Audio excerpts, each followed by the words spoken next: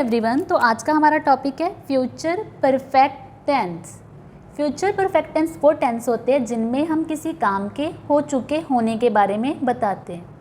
कोई भी काम जो फ्यूचर में किसी स्पेसिफिक टाइम से पहले हो चुका होगा, उन्हें बताने के लिए हम इन्हीं टेंस का यूज़ करते हैं। तो आज भी हम सिंपल एग्जाम्पल के थ्रू देखेंगे कि आखिर हम इनको कैसे पहचानेंगे। तो हमारी फर्स्ट एग्जाम्पल है, राम जा चुका होगा, वो सो गई होगी, हम निकल चुके होंगे। तो इन तीनों टेंस में कोई भी काम क्रिया हमारी फ्यूचर में किसी स्पेसिफिक टाइम से पहले हो चुकी होगी। तो इन वाक्यों की एंडिंग, इन टेंस की एंडिंग चुका होगा, चुके होंगे के साथ भी हो रही है, तो आप इनको इजी से पहचान लोगे। तो चलिए हम सबसे पहले इनके रूल के बारे में बात करते हैं। तो इनमें subject helping verb will have plus verb की थर्ड फॉर्म प्लस ऑब्जेक्ट लगेगा। तो गाइज आज भी मेरे पास बहुत सिंपल एग्जाम्पल है जिन्हें हम वन बाय वन रीड करेंगे। तो चलिए हमारी फर्स्ट एग्जाम्पल है, बस छूट गई होगी। तो इसको हम कैसे लिखेंगे? The bus will have mean helping verb हमारी क्या है? Will have. The bus will have left, छूटना की थर्ड फॉर्म है लेफ्ट। चलिए नेक्स्ट टेंस देखते हैं, वह अब तक घर पहुंच गया होगा।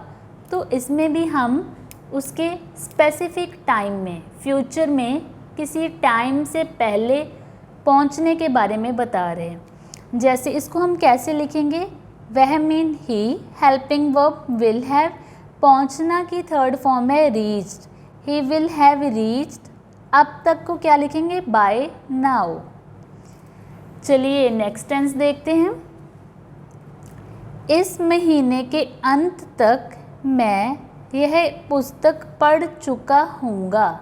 मीन वो बता रहा है कि मैं फ्यूचर में किसी इस टाइम में यह काम कर चुका हूँगा, किताब पढ़ चुका हूँगा। तो इसको हम कैसे लिखेंगे? I will have. I helping verb क्या है? Will have. पढ़ना को क्या कहते हैं? Read. I will have read this book. कब ख़त्म करेगा वो? Bye the end of this month. He will have read this book by the end of this month. चलिए गाइस नेक्स्ट टेंस देखते हैं, मेरी परीक्षा 15 मार्च तक समाप्त हो चुकी होगी। तो इसमें भी वो कह रही है कि मेरी परीक्षा 15 मार्च तक हो चुकी होगी। तो इसको हम कैसे लिखेंगे? My examination helping verb will have, ख़त्म होना की थर्ड फॉर्म है फिनिश्ड, क्योंकि ये हमारी क्रिया है। तो क्रिया के साथ हम कौन सी वर्ब कौन सी लगाने वाले हैं? थर्ड। तो आएगा फिनिश्ड। कब होगी? By the 15th of March. चलिए नेक्स्ट टेंस देखते हैं, इस वर्ष के अंत तक मेरा यह किताब लिखना हो गया होगा। इसको हम कैसे लिखेंगे? आई हेल्पिंग वर्ब विल हैव, ख़त्म होना की third form again finished, I will have finish. क्या फिनिश होगा? लिखना। तो लिखना means writing this book by the, कब होगा? Bye the end of this year. I will have finished writing this book by the end of this year. चलिए next tense करते हैं, उसने यह खबर सुनी होगी। उसने mean he, helping verb will have, सुनना की थर्ड फॉर्म है heard, he will have heard this news.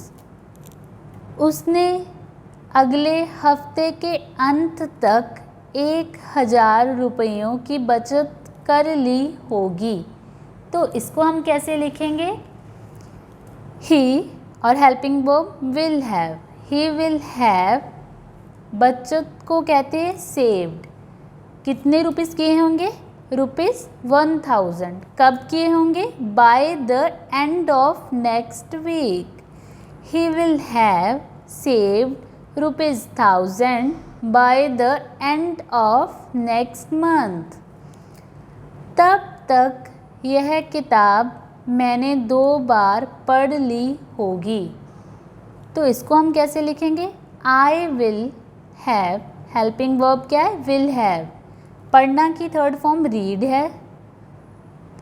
This book, 2 बार को क्या कहते हैं? Twice. I will have read this book twice by then, मतलब तब तक। वीडियो अच्छा लगा तो please do like, share and subscribe. Thank you everyone.